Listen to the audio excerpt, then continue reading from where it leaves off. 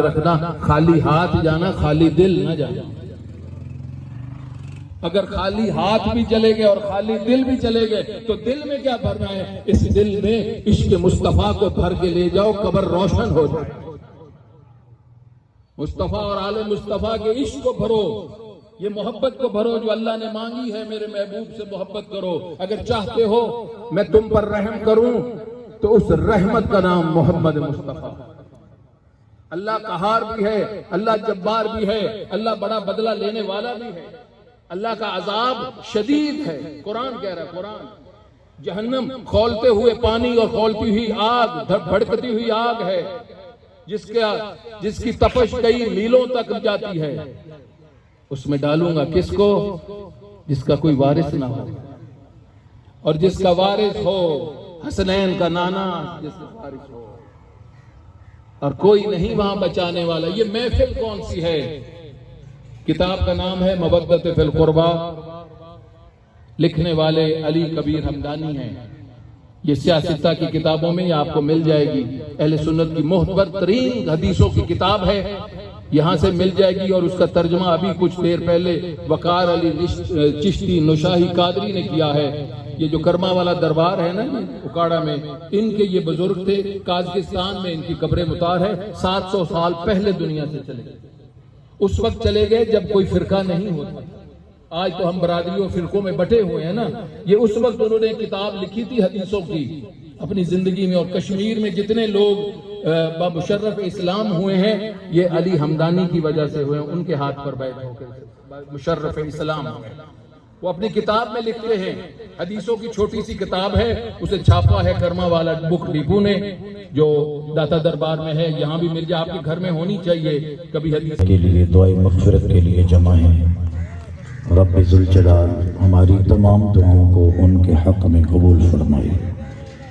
اللہ تعالیٰ جل مجدہ الکریم ان کے تمام بھائی، حق نواز بھائی، محمد نواز بھائی، دیگر برادران، تمام رشتہ داران، اللہ تعالیٰ سبھی کو صبر جمیل عطا فرمائے۔ جتنی بڑی آزمائش ان تک پہنچی ہے، اللہ ان کو اتنا بڑا صبر عطا فرمائے۔ موت ایک اٹل حقیقت ہے جس کا انکار نہیں۔ اس دنیا میں انسان نے رب کا انکار کیا ہے، نبیوں کا بھی کیا ہے۔ جو من میں آیا اسے مان لیا، جو من میں نہیں آیا نہیں مانا۔ لیکن موت ایک ایسی حقیقت ہے جس کا انکار کوئی نہیں کر سکا، اور اگر کوئی انکار کرے گا بھی تو پھر بھی اس پل سے گزرنا پڑے گا۔ یہاں بڑے بڑے لوگ آئے، ایک وقت پر اس دنیا کو چھوڑ کر چلے گئے۔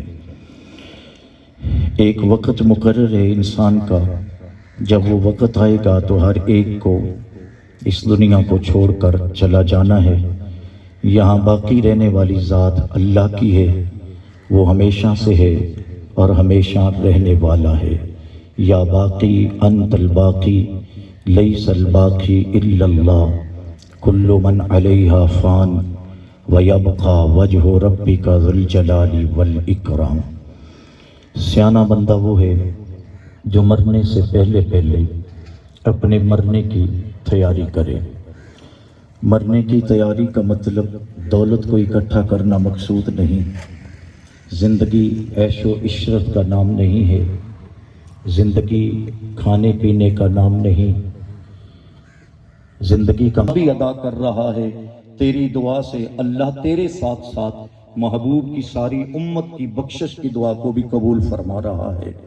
دوسرا بنیادی مقصد، آپ کی توجہ کو لے کر بات سمیٹنا چاہتا ہوں، دوسرا بنیادی مقصد ہوتا ہے جن کا پیارا اس دنیا سے بچھڑ گیا ان کے ساتھ اظہار ہمدردی کی جائے۔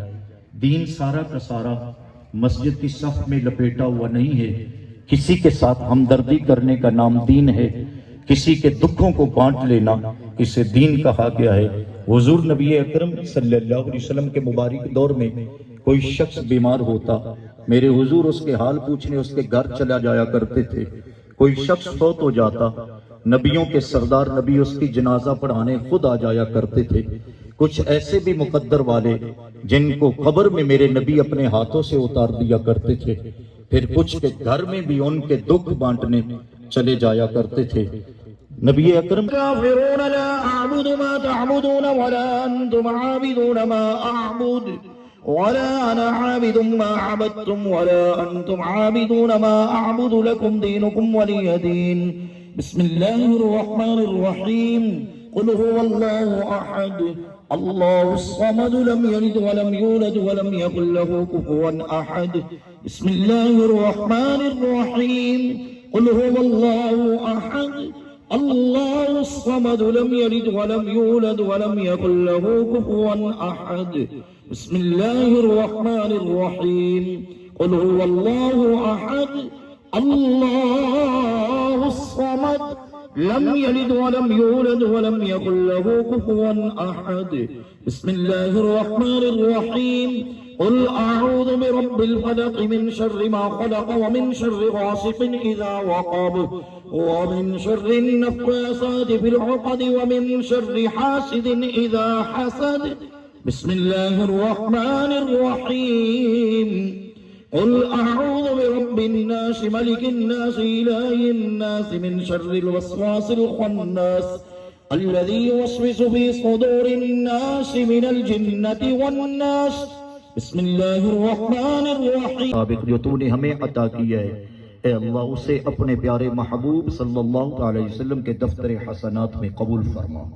پیارے نبی اکرم صلی اللہ علیہ وسلم کے توسل سے تمام انبیاء کرام علیہ السلام کی بارگاہوں میں قبول فرما۔